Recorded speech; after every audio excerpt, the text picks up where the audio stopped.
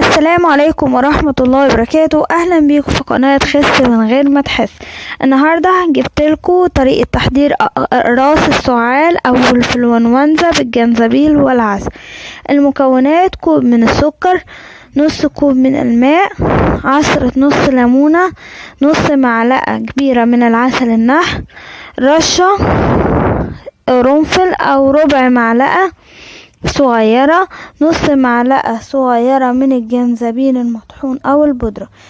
الطريقة هتكون بيوضع على النار في اناء السكر زائد الماء وعصرة الليمون والعسل والقرنفل والجنزبيل، وبنغلي المكونات على النار لمدة 20 دقيقة حتى يصبح مزيج لزج.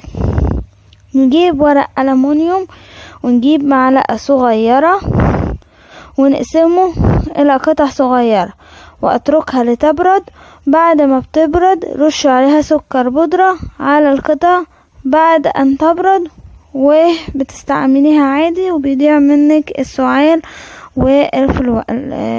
ودور الانفلونزا. لو الفيديو عجبكم ما تنسوش تبعتولي في كومنتاتكم الجميلة، وما تنسوش سبسكرايب ولايك وشير عشان يوصلكوا كل جديد. والسلام عليكم ورحمة الله وبركاته، وانتظرونا في فيديو اخر باذن الله، واستودعكم الله، والسلام عليكم ورحمة الله.